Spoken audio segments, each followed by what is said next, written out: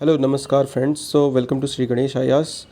और श्री गणेश आयास के जो एनसीईआरटी की साइंस वाली जो साइंस की चल रही है, एनसीईआरटी साइंस के जो सेशंस चल रहे हैं उसको फिर से आगे से कंटिन्यू करते हैं। तो इस सेशन में हम बात करते हैं जो चैप्टर है क्लास 6 का, जिसका नाम है getting to know plants. Getting to know plants ये है क्या? इसमें कहता है कि प्लांट्स का are 3 types based on stem and branch. ठीक है, प्लांट्स को 3 टाइप्स में रखा गया है। बेस उसका क्या बनाया गया है? स्टेम और ब्रांच। उसके किस तरह के स्टेम है और किस तरह के ब्रांचेज हैं। तो इसमें बात करते हैं ब्रांचेज में, तो हर्ब्स हो गया, श्रब्स हो गया और ट्रीज़ हो गया। मतलब इनके स्टेम और ब्रांचेज के हिसाब से इनका डिस्टिंक्शन किया गया है, that is herbs, shrubs and trees. तो plants with green and tender stems are called herbs. ठीक है, हर्ब्स क्या होगा? जो आपके जो प्लांट्स वैसे होंगे जिसमें ग्रीन और टेंडर स्टेम्स होंगे, है ना। और दे आर यूजुअली शॉर्ट, और काफ़ी शॉर्ट होते हैं। हर्ब्स मतलब घास टाइप का, है ना। जो हर्ब्स होते हैं थोड़े से छोटे छोटे होते हैं। Some plants develop branches near the base of the stem. The stem is hard but not very thick. Such plants are called shrubs. ठीक है, अब कुछ ऐसा भी हो गया, ठीक है, कुछ ऐसे भी हैं मतलब कि जो डेवलप हो जाते हैं उनके ब्रांचेस, लेकिन उनका जो स्टेम है वो इतना हार्ड नहीं होता है, लाइक ट्री की तरह। तो उसको श्रब्स कहते हैं, है ना। इसको झाड़ी बोलते हैं। ठीक है, उसके बाद से some plants are very tall. कुछ प्लांट्स ऐसे हैं तो जो काफ़ी टॉल होते हैं, हैव हार्ड थिक स्टेम होता है। उनका स्टेम जो है वो काफ़ी हार्ड हो जाता है, और इसको ही हम ट्रीज़ कहते हैं। ठीक है, तो ये ट्रीज़ हो गया। तो plants with week stems that can not stand upright. अब जिनके वीक स्टेम्स होते हैं और वह स्टैंड अपराइट नहीं कर सकते हैं, but spread on the ground और कॉल्ड क्रीपर्स। जैसे क्रीपर्स होता है ना, जो ज़मीन पे ऐसे फैल के होता है। ठीक है, जैसे अपने क्रीपर्स का ये अपना कद्दू का देखा होगा। ठीक है, पंपकिन का देखा है ना, पंपकिन का, बीटल गार्ड का, these are called creepers. So those that take support and climb up are called climbers. ठीक है, these are different from the herbs, shrubs and trees. तो ये हो गया। अब स्टेम के बारे में बात करते हैं। तो stem is the part of plant. Stem एक पार्ट होता है प्लांट का, और ये बियर करता है लीव्स को। इसमें पत्ते होते हैं। ठीक है, stem provides strength to plants. So ये स्ट्रेंथ प्रोवाइड करता है प्लांट्स को। ठीक है, water reaches to leaves through stem and water is also reaches through the stem. Leaves के बारे में बात करते हैं। तो the part of leaf by which is attach to the stem called petiole. The broad green part of the leaf is called lamina. अब ये हो गया एक लीफ ले लिए। तो ये स्टेम हो गया जो इससे जुड़ा हुआ है, और ये पेटिटॉल हो गया जो इसको जोड़ता है। ठीक है, और ये हो गया आपका लैमिना। ठीक है, तो ये गाइज आपका क्या हो गया? लैमिना हो गया। ये किनारे किनारे जो है ना। तो ये स्टेम होता है। तो ये एक ये आपका पार्ट है लीफ का। अब लीव्स हैव क्लोरोफिल। अब इसमें जो पत्ते होते हैं इसमें क्लोरोफिल होते हैं। छोटे छोटे पीले पीले दाने की तरह दिखते होंगे आपका भी। आप पत्ता लेके देखना, पीपल का पत्ता लेके देखना, उसमें तो और अच्छे से दिखता है। मैंगो के भी पत्ते पे दिखता है।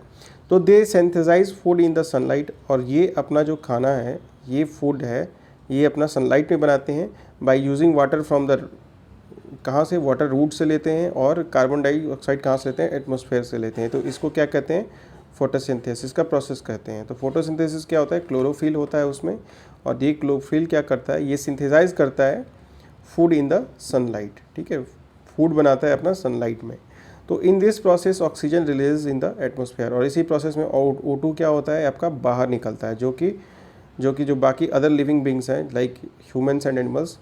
ठीक है, they take respiration through the oxygen. ठीक है, तो वो मतलब जो बाकी अदर लिविंग बींग्स हैं वो ऑक्सीजन लेते हैं। This lines on the leaf are called veins. और कुछ लीव्स पे लाइन होते हैं। जैसे ये अगर पत्ता हो गया, क्या हो रहा है ये अगर पत्ता हो गया, सॉरी, ये अगर पत्ता हो गया सपोज करिए, तो ये आपका, इसको क्या कहेंगे? ये जो लाइन पत्ती पे, इसको वेन्स कहेंगे, है ना। जैसे ये समझ लीजिए कि पत्ते का मतलब उनका वेन्स होता है। तो a permanent line is called mid. और ये जो लंबा जो लाइन है बीच में ना, इसको क्या कहेंगे? मिड कहेंगे। और the mid is called the midrib. This design made by veins in a leaf is called leaf venation. और ये जो किनारे किनारे ये जो बने हुए हैं तने, इनको क्या कहेंगे? लीफ वेंटेशन कह देंगे। If this design is net like on the both sides of midrib, the venation is reticulate in the leaves of grass you might have seen the veins are parallel to one another, और ये parallel होता है, ठीक है। जैसे मान लो ये people का लिया इसमें, तो ये अपना मिड रिब हो गया बीच वाला, ये वेन्स होंगे, ठीक है, तो ये पैरेलली भी देखने को मिलता है। There is a loss of water from the leaves from the water vapour, तो इसको ट्रांसपीरेशन कहते हैं। अब होता क्या है कि जब सनलाइट होता है तो पत्तों से काफ़ी सारा जो वाटर है वो रिलीज़ होता है as a form of water vapour, तो इसलिए कहते हैं प्लांट्स ज़्यादा लगाइए, ट्रीज़ ज़्यादा लगाइए, तो ये वाटर वेपर अगर ऊपर जाएगा तो क्या बनाएगा, क्लाउड बनाएगा, तभी तो बारिश होगी। साथ में आप अगर पेड़ के नीचे जाते हैं तो ठंडा क्यों लगता है, क्योंकि वाटर वेपर जो है ऊपर निकलता है पेड़ में से, तो वो नीचे को कूल डाउन करता है, नीचे के टेम्परेचर को, ठीक है, ये बात हो गई।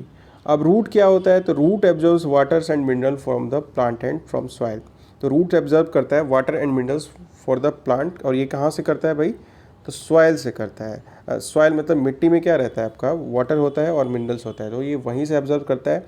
Root helps in holding the plant firmly, ठीक है, और ये प्लांट को फर्मली क्या करता है, होल्ड करता है, एंकर की तरह वर्क करता है, मतलब पकड़ा रहता है ज़मीन से नीचे, ठीक है। जैसे मान लो कि आंधी वाधी आई तो पेड़ जल्दी, जिसके रूट्स थोड़ा कमज़ोर होते हैं वो मे बी उनके बहुत चांस होते हैं कि वो पेड़ आंधी में गिर जाए, बट जिनके रूट्स काफ़ी मजबूत होते हैं वो आंधी में नहीं गिर सकते, तो एक तरह से मजबूती भी प्रदान करता है उनको। They help in holding the plant firmly to the soil.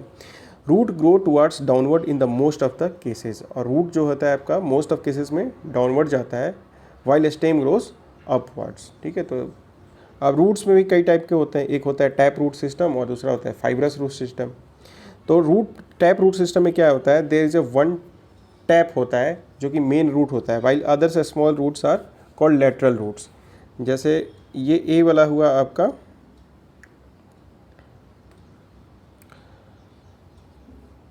ये टैप रूट हुआ, तो आप देख सकते हैं ये टैप रूट कैसे है, और ये है फाइब्रस रूट नीचे वाला, ठीक है। और उसके बाद आता है फाइब्रस रूट्स, इसमें all roots are of same type होता है। कहने का मतलब जैसे मान लो कि ये एक पौधा हुआ, तो और ये इसके रूट्स ऐसे ऐसे हुए, तो ये आपका हो जाता है सब एक एक लेंथ के हैं, ये क्या हो गया आपका फाइब्रस रूट हो गया। और सपोज करिए ये कोई रूट है, बड़ा रूट है, फिर ये ऐसे छोटे, फिर इसमें ऐसे ऐसे, तो these are called tap root system. तो ये आपका हो गया। तो in the tap root system there is a one tap, इसमें एक टैप होता है main root, while others small roots are lateral roots, मतलब बाकी उसमें छोटे छोटे होते हैं।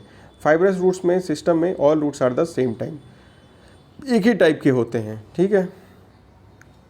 अब जो हम कुछ लोग हैं रूट खाते हैं, जैसे कैरेट खा लिया, रेडिश खा लिया, स्वीट पोटैटो खा लिया, टर्निप खा लिया, because they all store food, तो उनके रूट्स में ही फूड होता है। फ्लावर्स की बात करते हैं तो flowers are the reproductive structure of the plant.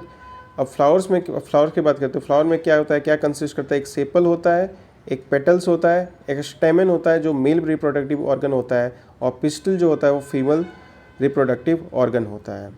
तो ये देखिए भाई, ये आपका सेपल्स हो गया, ये पेटल्स हो गया, ठीक है, ये जो पंखुड़ियाँ जिसको कहते हैं, पंखुड़ियाँ गुलाब की, ठीक है, तो दीज आर कॉल्ड पेटल्स, और ये सेपल्स नीचे हो गया, ठीक है।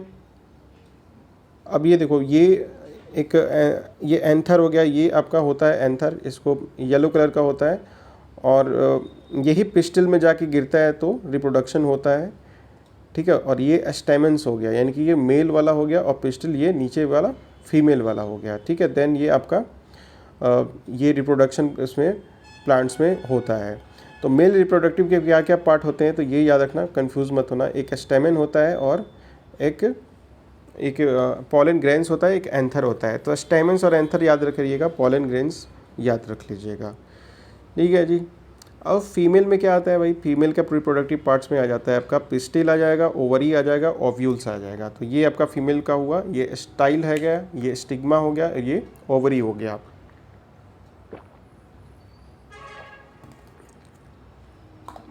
ठीक है।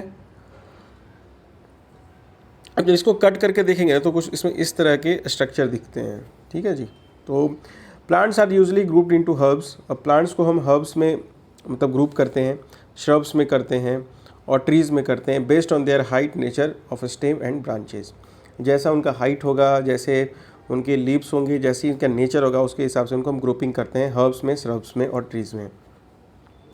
और जो स्टेम होता है वो बियर करता है, स्टेम आपका बियर करता है लीव्स को, फ्लावर्स को और फ्रूट्स को। तो स्टेम में ही क्या होता है, लीव्स होते हैं, फ्लावर्स होते हैं और फ्रूट्स होते हैं। Leaf usually has a petiole and lamina. It can be reticulate और पैरेलल, मतलब पैरेलल भी हो सकता है और थोड़ा सा रेटिकुलेट भी हो सकता है ना। तो ये हो गया। Leaves give out water vapour through the process of transpiration. तो ट्रांसपिरेशन के प्रोसेस से, ट्रांसपिरेशन याद रखिएगा, ट्रांसपिरेशन इसमें क्या होता है, जो वाटर वेपर है वो रिलीज होता है through the plants and trees से, तो उनके लीव्स से हो सकता है, ठीक है। Green leaves make their food by the process of photosynthesis. अब फोटोसिंथेसिस के थ्रू ग्रीन लीव्स हैं ये अपना फूड बनाती हैं using CO2 and water in the presence of sunlight. Root absorb करता है वाटर एंड मिनरल्स। रूट का मेन काम है कि एक तो टाइट होल्डिंग करना ट्रीज़ को, उसी से वाटर एंड मिनरल एब्जॉर्ब करता है, जिससे फोटोसिंथेसिस, वाटर जब जाता है तो फोटोसिंथेसिस की प्रोसेस होती है। तो roots are mainly of two types, एक होता है टैप रूट और दूसरा होता है fibre roots. Plants having leaves that with reticulate venation have tap roots, ये हमने बात कर ली है, ठीक है भाई। ओके, अब क्वेश्चन पे आते हैं कि which of the following is are not part of the female reproductive system. तो मैंने आपको बताया था, अब देखो अब मेल वाला पार्ट को याद रखना, ASP, ठीक है, ASP होता है ना, तो ASP एंथर मेल हो गया, ठीक है। उसके बाद से आपका पॉलन ग्रेन्स नहीं, पॉलन ग्रेन्स ये पेट्योल, ये फीमेल का पार्ट है, और ये आपका हो गया स्टिग्मा, सॉरी माफ करिएगा, स्टाइल। तो ये आपका हो गया कि which of the following is not the part of the female reproductive system. तो इसमें 3 और 4 देखिए कहाँ है, इसका ऑप्शन थोड़ा गलत सेट है, ठीक है, इसके ऑप्शन थोड़े से गलत सेट हैं।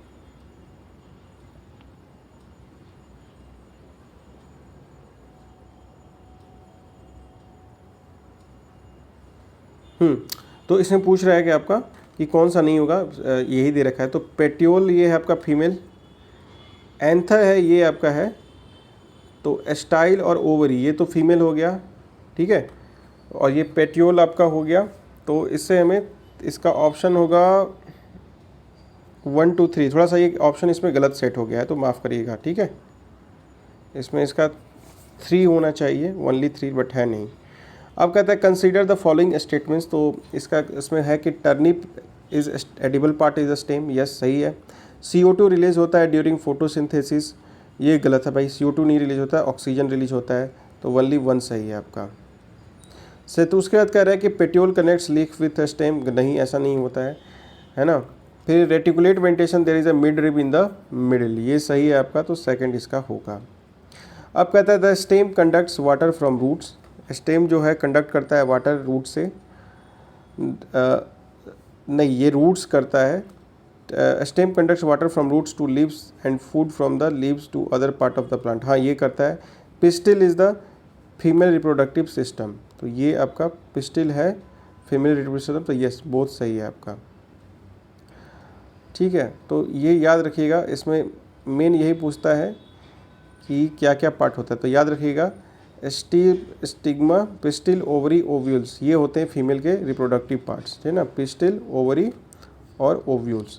और मेल का क्या क्या होता है, स्टेमन, स्टेमन होता है, एंथर होता है, पॉलन ग्रेन्स होता है, तो SAP होता है इसका, ठीक है, या पी इसको PO से पॉलन बना लीजिएगा, तो पोसा इसको याद रखिएगा, ये थोड़ा ज़्यादा आसान है, पोसा, ठीक है, तो पोसा होता है मेल का।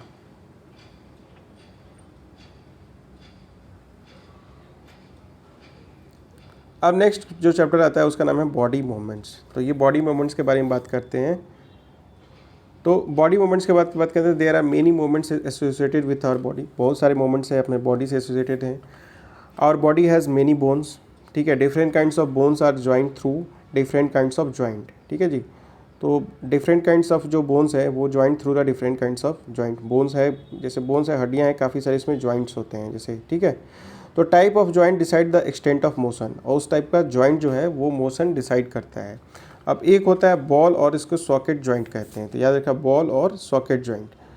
तो ये बॉल और सॉकेट जॉइंट ये क्या होता है, they the rounded end of our one bone fits into the cavity, यानी कि हॉलो स्पेल। जैसे मान लो कोई राउंडेड बोन हुआ, ठीक है, जैसे ये राउंडेड बोन है, ठीक है, और ये सॉकेट में लगा हुआ है बॉल में, बॉल एंड सॉकेट जॉइंट में, ठीक है। ये थाई वन हुआ और ये हिप बोन हुआ। ठीक है। तो the rounded end of the one bone fits into the cavity of the other bone, इसी को क्या कहेंगे आपको, ये बॉल एंड सॉकेट जॉइंट होता है। तो इसमें आर्म एंड शोल्डर जॉइंट आता है। तो आर्म एंड सॉकेट से याद रखना, बॉल और सॉकेट मतलब किसी गोल चीज़ में अगर लगा देंगे तभी तो वो मूवमेंट करेगा, इधर उधर घूमेगा, तभी तो हम हाथ को 360 डिग्री में घुमा सकते हैं, ठीक है, ये याद रखना। अब एक आता है पिवोटल जोन। तो the joint where our neck joints the head is pivotal joint, ठीक है। तो जो पिवोटल जॉइंट होता है वो क्या होता है, तो ये it allows us to bend our head forward and backward and turn in the head to our right और लेफ्ट, और ये राइट और लेफ्ट करने के लिए काम होता है, ठीक है। तो ये आपका हो गया pivotal zone. In A pivotal joint a cylindrical bone rotates a ring, ये बात हो गया, ये पिवोटल जोन हो गया। अब आता है हिंज जोन। तो हिंज जॉइंट क्या करता है, अलाउज करता है motion but only up to a certain limit, जैसे एल्बो का जॉइंट हो गया, ठीक है। तो ये जैसे कोहनी हो गया ना उसकी, ठीक है। तो ये इसका एक अपना लिमिट होता है, जैसे कोहनी को आप थोड़े ऐसे है कि गोल गोल घुमा देंगे, है ना वो, तो ये हिंज जोन होता है, ये सिर्फ मोशन अलाउ करता है बट अ सर्टेन लिमिट का। उसके बाद आता है फिक्स जॉइंट, वो नहीं, जो some fix joints bones in our head, अब हेड में क्या होगा, फिक्स्ड होगा, are different from those we have discussed so far, the bones can not move at this point such as joints are fix joints, तो ये fix joint हो गए आपके। अब backbone is made of many small bones, जो backbone होता है बहुत छोटे छोटे स्मॉल बोन से मिलके बना होता है, और इसको क्या कहते हैं, वर्टिब्रे, ठीक। तो वर्टिब्रे होता है, तो बोन में या बैकबोन में याद रखिएगा 33 वर्टिब्रेट होते हैं, तो याद रखिएगा ये 33 होते हैं वर्टिब्रेट। और the rib cage is joint of to this bone, और जो रीब केज होता है, रीब यानी कि रीब आपका जो ये सीने का जो रीब्स होते हैं ये उनसे कनेक्टेड होते हैं, ठीक है, किससे, तो वर्टिब्रे से, ठीक है, यानी कि बैकबोन जो है इससे कनेक्टेड होता है। अच्छा, बोन्स ऑफ, ये जो पाम का जो बोन्स होता है उसको कार्पेल कहते हैं, और ये स्मॉल इन साइज होता है, तो याद रखिएगा पाम्स का क्या हो गया, कार्पेल कहते हैं। तो रीब्स ज्वाइन द चेस्ट बोन, जो रीब्स होता है आपका, जो कि चेस्ट बोन को and the backbone together from a box, इसको कहते हैं रीब केज। तो रीब केज क्या होता है कि जहाँ रीब्स ज्वाइन करता है चेस्ट बोन को एंड द बैकबोन टुगेदर, तीनों एक साथ मिल जाएंगे, ठीक है। तो रीब्स जब ज्वाइन करेगा किसको, चेस्ट बोन को और बैकबोन को, तो दैट इज वो एक बॉक्स की तरह होता है, इसको रीब केज कहते हैं। और देयर आर 12 रिब्स हैं on each side of chest, ठीक है। तो इस साइड में कितना है, 12 रिब्स होते हैं चेस्ट में, यानी कि 12 दूना 24 हो गया, ठीक है। तो टोटल 24 हो गए। तो some important internal parts of our body lie protected inside this cage, ठीक है। तो बहुत सारे इसमें जो पार्ट्स हैं बॉडी के इसमें करते हैं। तो इसमें पहला आता है कि muscle works in pair, muscle अब क्या करता है पेयर में वर्क करता है। तो when one of them contracts the bone is pulled in that direction, the other muscle of their pair relaxes to move the bone in the opposite direction, the relaxed muscle contracts to pull the bone forward its original position which it first relaxes. A muscle can only pull, it cannot push. एक muscle क्या होता है, सिर्फ खींच सकते हैं। Thus two muscle have to work together to move a bone. अब होता क्या कि जो ये होता है मांसपेशी यानी कि मसल होते हैं, ठीक है। तो ये ये कॉन्टैक्ट्स को जोड़ में कम करती हैं। जब उनमें से मतलब क्या होता है कि the bone is pulled in that direction, the other muscle of the pair relax, मतलब एक रिलैक्स करेगा और एक खींचेगा, मतलब ये काम करता है। जैसे मान लो एक पेयर हो गया वो रिलैक्स करेगा और दूसरा पुल करेगा, ठीक है, तो अपोजिट डायरेक्शन में। तो ये क्या करता है कि muscles contracts to pull the bone towards its original position when it फट रिलैक्सेस, ठीक है। तो a muscle can only pull, it can not push, ये करता है, ठीक है। तो मांसपेशियाँ जो जोड़ होती हैं, मसल होते हैं, जोड़ में कम करती है। जब उनमें से एक संकुचित करता है तो हड्डी को उस दिशा में खींच लिया जाता है। इस समय होड़ की दूसरी मांसपेशियाँ आराम करती हैं, और जब अब हड्डी को विपरीत दिशा में ले जाने के लिए आराम करने वाली मांसपेशियाँ संकुचित होकर हड्डी के मूल स्थिति को खींचती हैं, जबकि अब पहली पेशी आराम करती है।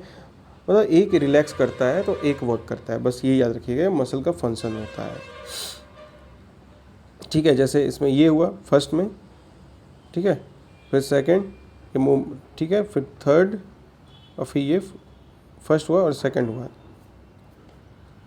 ठीक है। अब आता है मूवमेंट ऑफ अर्थवर्म। अब ये अर्थवर्म आपने देखा होगा बरसात के दिन में काफ़ी निकलते हैं, अभी बरसात का मौसम भी चल रहा है। तो body of earthworm is made of many rings join together. तो ये रिंग से मिलता है, छोटे छोटे रिंग्स होते हैं इनमें, ऐसे गोल गोल गोल गोल से, ठीक है। An earthworm does not have bones, और अर्थवर्म के पास कोई बोन नहीं होता है। It has muscles which help to extend and shorten the body. ये बस इसके पास सिर्फ मसल्स होते हैं जो हेल्प करता है कि एक्सटेंड करे और छोटा करे अपने बॉडी को। During movement the earthworm first extend the front part of the body keeping the rear portion fix to the ground. जैसे क्या करेगा, फ्रंट पार्ट को आगे खींचेगा, एक्सटेंड करेगा, ठीक है, और दूसरे पोर्शन को फिक्स करेगा ग्राउंड पे, ठीक है। तो वो कुछ ऐसे करके चलेगा, बस ये फिक्स है तो फिर ये यहाँ पे लंबा हो जाएगा, फिर उसको रिलैक्स करेगा, फिर पीछे वाले को खींचेगा। तो इस तरह से होता है, ठीक है। Then it fixes the front end and release the rear end. कभी आप देखिएगा इनकी चाल को कभी, ठीक है। तो this makes it's move forward by a small distance repeating such muscle expansion and contraction the earthworm can move through a soil, ठीक है। जैसे इसको फिक्स किया फिर आगे बढ़ा, फिर अब आगे वाले को फिक्स कर दिया तो पीछे वाले को किया, ठीक है। जैसे यहाँ पे क्या आ रहा है, सपोज करिए इसका स्टैटिक पोजीशन है, तो यहाँ पे इसको पहले केस में इसको यहाँ पे रखा और अभी ये यहाँ पे था, जब ये फिर इसको पीछे वाले को रोक के आगे इतना बढ़ गया, फिर सेकंड वाले केस में क्या किया, ये आगे वाले को रोका और फिर पीछे वाले को बढ़ाया। तो इस तरह से वो चलता है।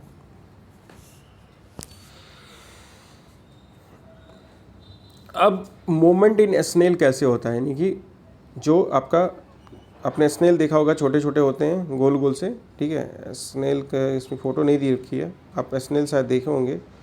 तो स्नेल क्या होता है, snail moves by a structure come, एक सेल होता है, जैसे ये ऐसे होते हैं स्नेल, क्योंकि मैं बता ही देता हूँ, ये थोड़े से ऐसे होते हैं और इसमें सेल्स होते हैं, ठीक है, जो कि CaCO3 का होता है, कैल्शियम कार्बोनेट का उनका सेल बना होता है। इस स्ट्रक्चर को फूट भी कहते हैं और this is made of a strong muscles. अब स्नेल का ये तो आउटर कवर हो गया और इनर कवर में उसमें मसल्स होते हैं, ठीक है। तो ये याद रखिएगा। अब मूवमेंट्स ऑफ कॉकरोच की बात करते हैं। तो cockroach walks and climb as well as fly in the air. Cockroach क्या करते हैं, ये वॉक भी करते हैं, ठीक है, क्लाइंब भी करते हैं और फ्लाई भी करते हैं, ठीक है। They have 3 pairs of leg, और कॉकरोच के पास 3 पेयर्स ऑफ लेग्स होते हैं। दिस हेल्प इन वॉकिंग और the body is covered with a hard outer skeleton, और इनका बॉडी कवर्ड होता है स्केलेटन से। This outer skeleton is made of number of plates, और इस स्केलेटन में number of plates join together and that permits movement, और इससे मूवमेंट आपकी परमिट होती है। There are 2 pairs of wings attached to the body behind head. The cockroach have distinct muscle. अब cockroach के पास क्या होता है भाई, डिस्टिंक्ट मसल होता है। Those near the legs move the legs for walking, the body muscles move the wings when the और जब मूवमेंट बॉडी का होता है तो उसका कॉकरोच को फ्लाई करने में वो उनका हेल्प करता है। तो कॉकरोच का ये ना एक उसका बड़ा डिस्टिंक्ट फीचर है, उसके 3 पेयर ऑफ लेग्स होते हैं, याद रखना, ठीक है। और ये वॉकिंग में इनकी हेल्प करता है। बॉडी इनका कवर्ड होता है हार्ड आउटर स्केलेटन से, और स्केलेटन में नंबर ऑफ प्लेट्स होते हैं जो कि परमिट करता है कि उनको मूवमेंट करें, उनको मतलब मूवमेंट करने के लिए, ठीक है। ठीक है जी। तो फिर the cockroach have distinct muscles, those near the legs move the legs for walking, the body muscle move the wings when the cockroach flies. ये सब चीज़ होगी। अब बात करते हैं मूवमेंट इन बर्ड्स की। तो मूवमेंट इन बर्ड्स कैसे होता है, तो birds have the light hollow bones. Birds में क्या होता है, बहुत हल्के बोन्स होते हैं, that help them in the flight. Their wings are modified, उनके विंग्स मॉडिफाई होते हैं 4 लिम्स में, ठीक है। तो ये हो गया। हिंड लाइम्स इनका होता है वो जो यूज़ करते हैं फॉर वॉकिंग में, हिंड लाइम्स का अपना यूज़ करते हैं।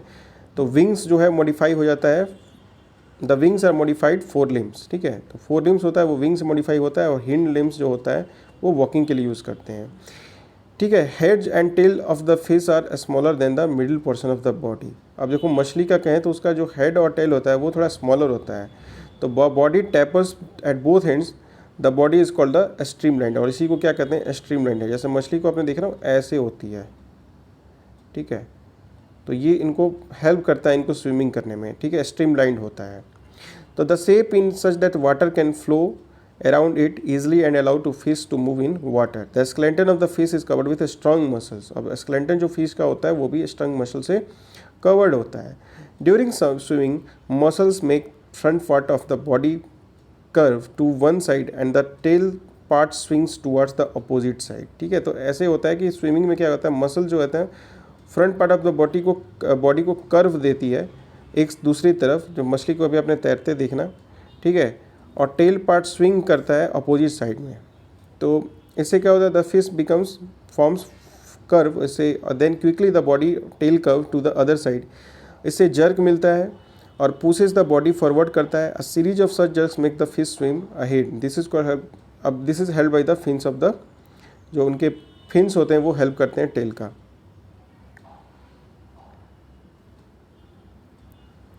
अरे वो फोटो नहीं दिया है, आप एनसीईआरटी के बुक में कभी देख लेना, ठीक है।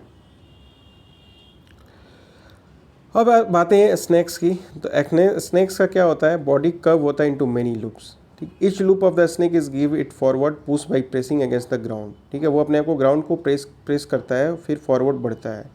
Since it's long body makes many loops मतलब ऐसे ऐसे जो होता है ना, सांप चलता है। ठीक है, तो ये आपका हो गया। And each loop gives it push the snake forward very fast and not in a straight line, और इसलिए वो क्या होता है, ठीक है, वो स्ट्रेट लाइन में नहीं, ठीक है, तो स्नैक फॉरवर्ड वेरी फास्ट करता है, और जो कि ना कि स्ट्रेट लाइन में। ठीक है, वो थोड़ा ऐसे घूम घूम के चलता है, क्योंकि क्या होते हैं, उसके मेनी बॉडी में लूप्स बने होते हैं, इस वजह से। तो bone and cartilage form the skeleton of the human body. जो बोन और जो कार्टिलेज होता है ये फॉर्म करता है skeleton of the human body. It gives the frame and shape of the body and helps in the movement. ये देता है। It protects the inner organ, ये इनर ऑर्गन को प्रोटेक्ट करता है।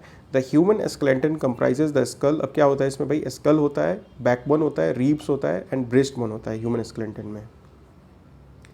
शोल्डर होता है, हिप बोन्स होता है and the bones of the hands and legs. तो ये सारी होगी। तो the bones are moved by alternate contraction and relaxation. आप अल्टरनेट कॉन्ट्रैक्शन और रिलैक्शंस करते हैं टू सेट्स ऑफ मसल्स को। जैसे सपोज करो ये हाथ हुआ आपका, ये बीच में हड्डी आई, तो यहाँ मसल्स हुआ और ये वहाँ मसल्स हुआ। तो ये एक दूसरे को कॉन्ट्रैक्ट करती हैं, रिलैक्स करती हैं, ताकि उसका बोन्स का उसमें मूवमेंट हो सके। ठीक है, तो ये होता है आपका। ठीक है, अब आता है कि the bone joints are of various kinds depending on the nature of joints and direction of movements they allow. Strong muscles are light bones work together to help the birds fly. जो strong muscles and the light bones ये together work करते हैं, जिससे birds क्या होती हैं आपकी, fly करती हैं।